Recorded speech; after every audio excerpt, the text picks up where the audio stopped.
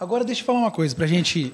Eu acho que vai ser um assunto muito legal que você estava comentando comigo, que você, com o Jonatas, que passou aqui pra gente hoje, mas para quem está assistindo, talvez semana passada ou na outra. E com quem é a outra pessoa? Minha esposa. A sua esposa. É. Vocês estão... Explica pra gente esse projeto, que é muito legal. A Esther é psicóloga, né? E a Esther começou a atender na pandemia. Foi uma explosão.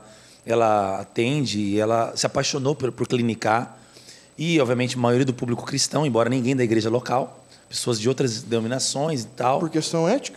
Sim, porque ali a gente é pastor, né? Ali a gente discipula, até pode dar conselhos desse ponto de vista científico, mas assim, enfim. E aí, cara, eu sempre fui muito curioso, assim, eu gosto muito de estudar, e eu sempre estudei muito com ela, porque ela estava estudando de psicologia, de transtornos, de terapia. E assim, eu gosto muito do aconselhamento pastoral, eu gosto muito da mesa, de sentar na mesa, de conhecer as pessoas. E eu percebi ao longo dos anos de ministério, não são muitos, somos ainda inexperientes, mas os poucos anos de ministério que temos, eu percebi muitas vezes que não é uma questão de pecado, não é uma questão apenas de um trauma, de uma ferida, são transtornos. São pessoas que precisam de terapia. Mas a gente percebeu, a Esther acabou a agenda dela. As pessoas procurando ela não tinha para quem indicar. E a gente percebeu também muitos psicólogos procurando ela, e eu vendo isso, essa demanda, querendo ajuda, como me posicionar nas redes sociais, como ter pacientes e como ser um bom profissional, sendo teórico, científico, técnico, sem deixar de respeitar a palavra. Ou seja, onde converge teologia e psicologia, ciência e fé, aconselhamento e terapia. E, na verdade, não é uma questão de convergir, é uma questão de se complementar. E aí nós começamos a perceber, a gente precisa resolver isso. E aí o Dr. Jonas, médico incrível, um amigo, a gente se conectou muito, tal, e eu e a Esther começamos um projeto sem ele, no sentido de a gente entendeu, só que ele um dia nos ligou e falou, tem tudo a ver com o que eu quero construir. E a gente então tem a Clínica Propósito. O que é a Clínica Propósito? O nome já... É uma clínica online para psicólogos, psiquiatras, enfim, aberta para todos os públicos, onde nós treinamos e supervisionamos os profissionais. Legal. Credenciamos ele, a Esther credencia como profissional isso, e nós fazemos essa intermediação dos pacientes para com os psicólogos. Para o quê? Para garantir ali uma qualidade técnica, mas também um respeito às crenças. Quantos pastores indicam a ovelha para o psicólogo e aquilo distorce as crenças? Eles não respeitam. E ali na terapia, o diácono me fez isso. O que é diácono? O psicólogo não tem noção do universo. Então não é só sobre a fé, não é uma clínica psicologia cristã, porque isso não existe, né? Clínica de psicologia online, mas muito voltada a um público que nós temos. Mas aí vocês atendem só os profissionais ou atende o público? Não. A gente tem os profissionais que atendem o público. Os profissionais a gente treina para eles serem parceiros. Certo. E os clientes são os pacientes. Vocês indicam para eles, vocês caminham para eles. É como se fosse ali uma plataforma que conecta gente que precisa de terapia com profissionais de qualidade. É o Uber da psicologia. Para proteger isso. Exatamente. Então a gente está começando e está sendo surpreendido com os testemunhos, porque é algo muito sério terapia. É algo muito sério um psiquiatra. É muito sério dar uma medicação, é muito sério um diagnóstico. E como eu sei que nem tudo é pecado, mas nem tudo é transtorno, nós temos aprendido algo. Trata tudo.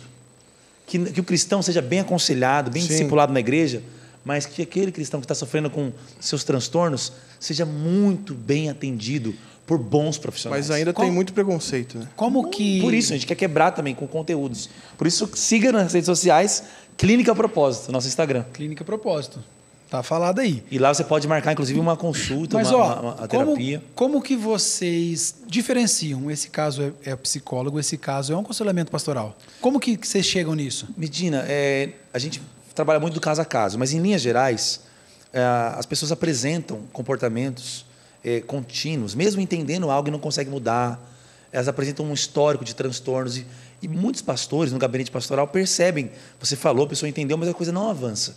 Não só uma questão espiritual. A pessoa está lidando ali com questões muito sérias. E quando geralmente é percebido isso? Quando há uma depressão.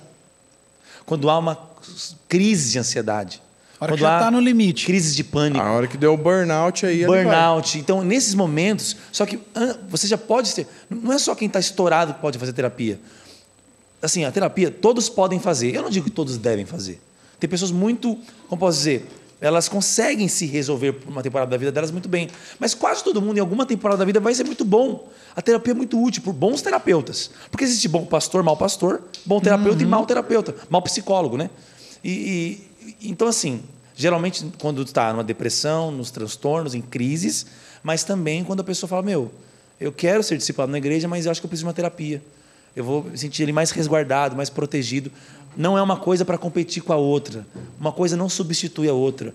Alguém fala, pastor, você não crê na suficiência da palavra? Creio. A Bíblia é suficiente, a fé é suficiente. Mas a fé não é sozinha. A Bíblia não é sozinha em que sentido?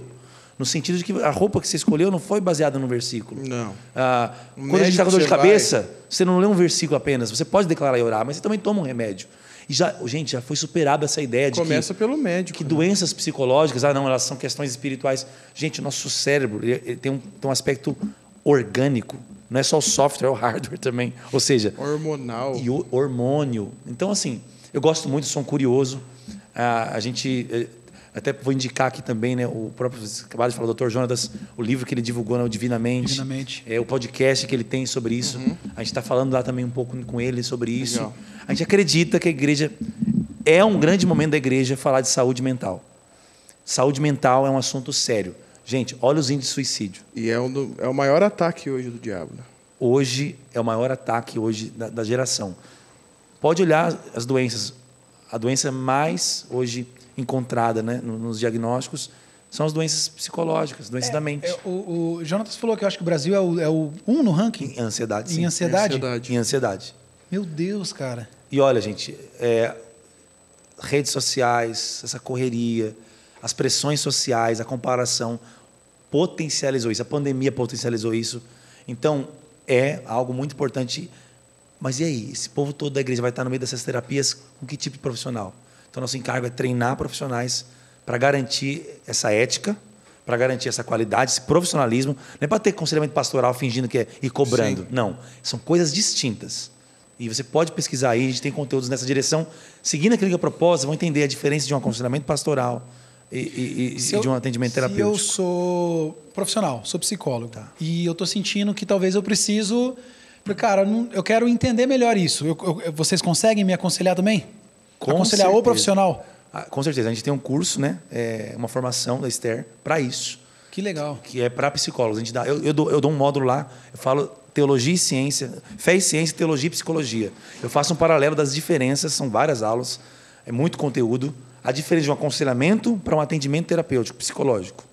E também a diferença onde se converge, onde está a intersecção de fé, razão, ciência e fé, teologia, psicologia, para entender isso, para ver que não é uma coisa contra a outra, é uma coisa e outra.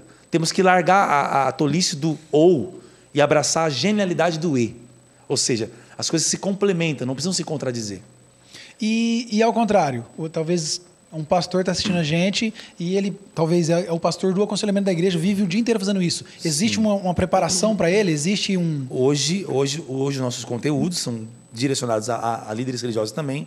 Nós estamos promovendo, organizando eventos né, de saúde mental para líderes religiosos entenderem qual é a hora de encaminhar, qual é a hora de reconhecer até onde vai o aconselhamento.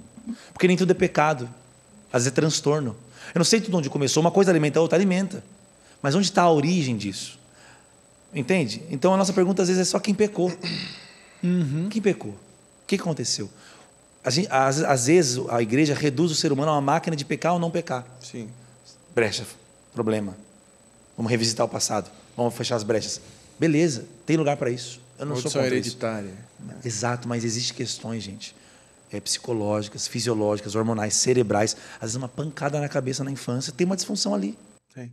E às vezes, gente, quantos pastores cristãos, um bom psicólogo, um bom psiquiatra, um bom remédio, na dosagem certa, muda a vida. Uma pessoa que ia se suicidar agora está vendo feliz. E às vezes vai viver a vida inteira, às vezes com terapia ou com uma medicação. A maioria das vezes não. Mas muitas vezes sim. Mas qual é o problema? Paulo falou para Timóteo, Timóteo, essas frequentes dores de estômago, coloca um pouquinho de vinho na água. Era uma medida na época científica para eles. Porque é ciência, senão o experimento. Era o que a cultura ali tinha. Pô, mas Paulo, a sombra do cara cura, o cara expulsa demônio, mas o discípulo dele não estava sendo curado de uma enfermidade. Com certeza ele já tinha orado. Mas são as frequentes dores. Então não era uma doença. Era uma doença, não era uma esporádica, era uma doença contínua. Ele tinha um problema crônico no estômago, Timóteo. E Paulo recomendou uma medida fisiológica. É como um psicólogo falando, vai se exercitar fisicamente, come melhor, dorme melhor, conversa melhor, trata esses problemas, ressignifica esse passado. E o aconselhamento pastoral, a Bíblia diz isso. Faça isso. Vamos orar aqui, vamos impor as mãos aqui. As coisas se complementam, gente. Com certeza, não caminham separadas. Né? Mas é psicólogo que deve fazer atendimento terapêutico. Tem que estudar, tem que ter formação. E tem que ter curso, formação, tem que continuar estudando. É isso que a gente exige dos profissionais da Clínica Propósito. Continuar estudando. Pós-graduação, todos tem que buscar, tem que ser os melhores profissionais.